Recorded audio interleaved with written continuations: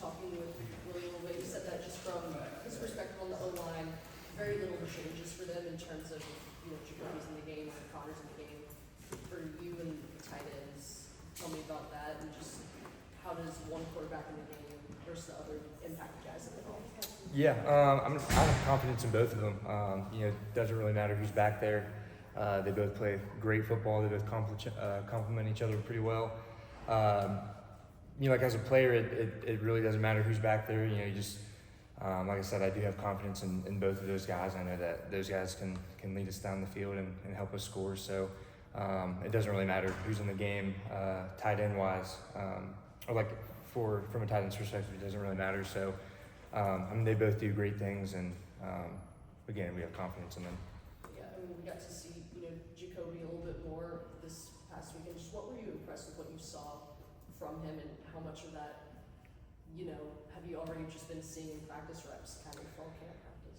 Yeah, if I were him, I would have felt a little discouragement, kind of throughout the season, coming here, coming back here and not playing, and God has blessed them without a doubt. So I would just say the confidence that he's had, and not getting discouraged, because you can get discouraged and lose your confidence really quickly in college football, and he didn't do that. He kept his head high and he kept working, and I'm just happy to see him see some success on the field.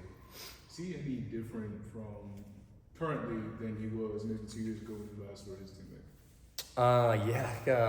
A lot of y'all don't know this. I actually roomed with him too in Rams, so that was just kind of funny how far back we go. But he, I would just say the confidence. He came on the field. He was ready when he needed to be ready, because as Connor during the Minnesota game, he had no idea what was going to happen to Max, and can change just like that, and that's for anybody on the field. So I think just being ready when your numbers going to be called.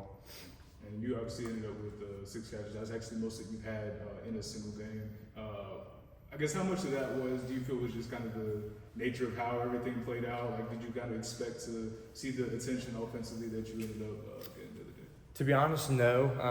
I didn't expect that, but I can just give all the glory to God and just thank Him for blessing me and allowing me to play well. But you never know how the game's going to go. I could get zero targets and just block the entire game. But if we win, then we win, and I'm happy either way. On those balls that Jacoby threw to you in the second half today, how many of those were check downs? Did he check down to you? I think it was maybe 2 or 3, so almost half. That looks like something that, even though he's an older player, he's a young player as far as game experience goes. Mm-hmm. It looked like check down was something that he did pretty well. Is that something that you've seen from him throughout since he came back?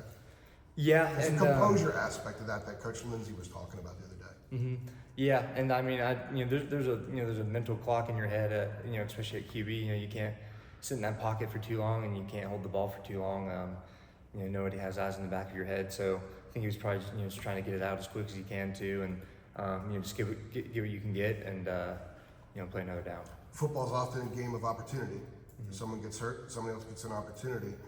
Is it kind of a cool story in your mind when you think about the path that Jacoby has traveled to get back here? And now he's on the field and very well could get a lot of reps moving forward.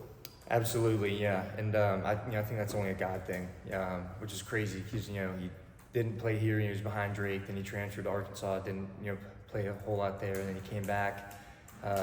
Wasn't starting, and unfortunately with Max, the injury and stuff, and it's just all God. It's nothing else but him. So. Is there a feel-good aspect for you? You've known him for a while. You've kind of seen the. I mean, kind of look at him and say, that's absolutely. Kind of cool that he's got this. Right, yeah, absolutely, as a friend and as a teammate. But like we were saying earlier with the quarterbacks, it doesn't matter who's back there. I've got full confidence in both of them. But even if that was happening with Connor, I'd be just as happy for him. Coach, we've avoided the obvious question. I think your very nimble touchdown the other night. Tell us about that. You made some moves. That long time coming, huh? Was it Howard that almost tackled you? There was friendly fire involved there. Take us through the thing, and you put some shakes on some people. Yeah, no. I don't know. Just kind of came to me. It wasn't it's not something I've been practicing. For however long. Just a little jump cut and just tried to make the first guy miss, and just saw an open lane from there. And it was Howard, right? Mm-hmm. Yes, sir. Yeah. Yes, sir. How in the heck was he? How did he get turned around like that? I mean, he was that's pretty much have a head-on collision. Yeah, I don't know, but I'm not sure how it all played out on his end, but I know it worked out, and just happy that God allowed me to score. So. Yeah. How important is it for you guys to end this non-conference slate on a high note as you head into next week ACC play, rivalry game? Yeah, I mean we're not even talking about Duke. We got to focus on what we're doing now, and we got to be where our feet are at. And although it is going to be a big game, like we got to focus on JMU. Duke doesn't matter unless we can beat JMU, and like that's our standard. And you've seen Coach Brown talk about it, and it's us versus us. So just focus on JMU and taking it one day at a time. To have a clean non-conference slate too, I'm sure that's Yeah. Gives you guys confidence. Absolutely, yeah, for sure. What have been the points of emphasis in practice this week?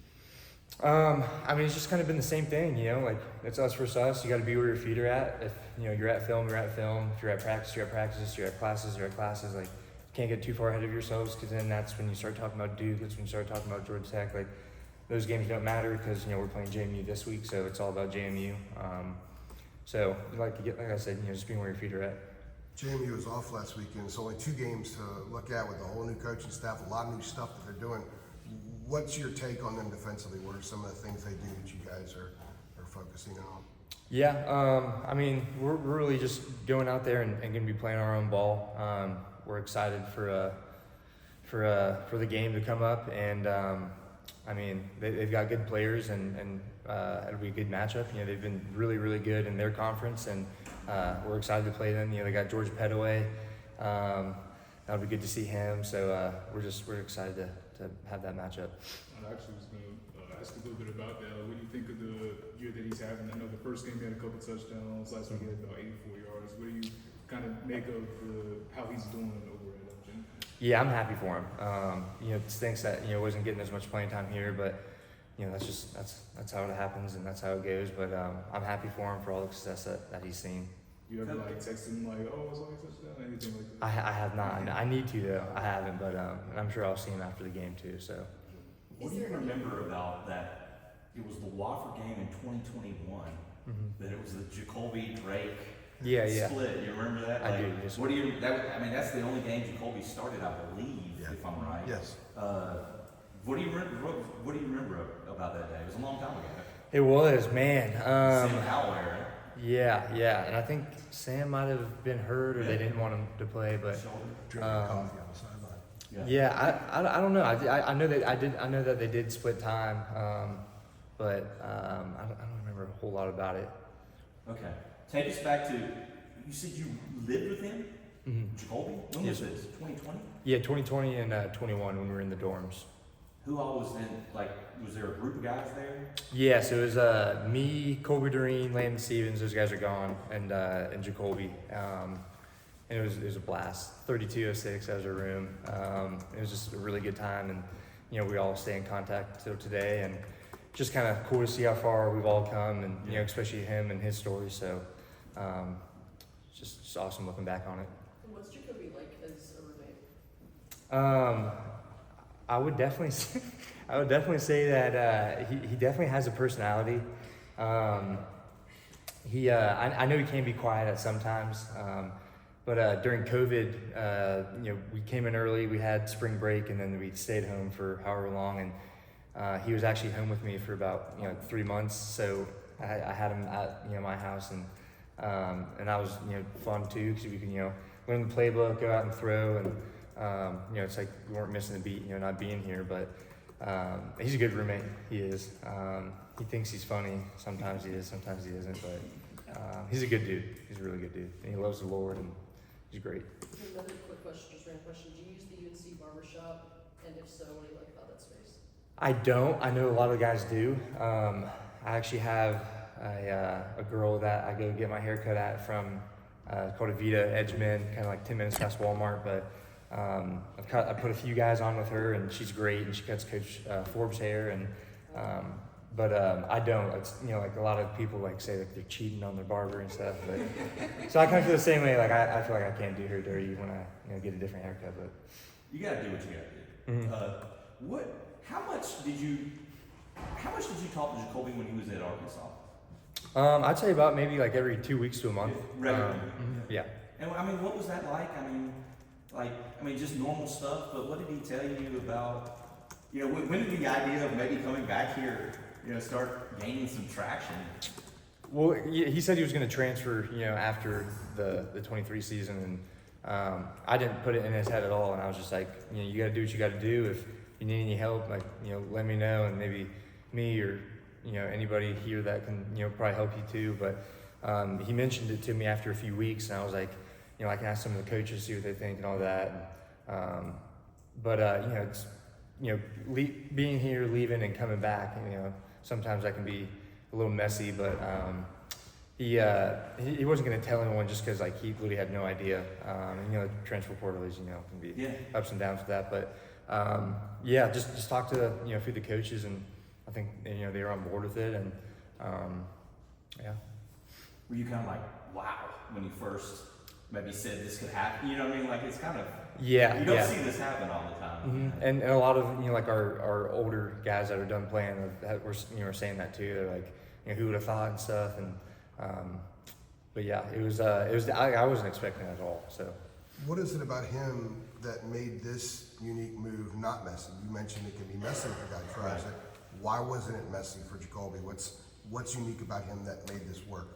I think obviously having relationships here from the past probably helped the most. But again, you don't know what you're getting into, because you can transfer and not get picked up, or you can transfer and not play. And I think just having the past connections and relationships from here probably helped. All right. Thanks, John. Thanks, Good John. stuff, Appreciate Coach. it. Thank you, Appreciate it. guys.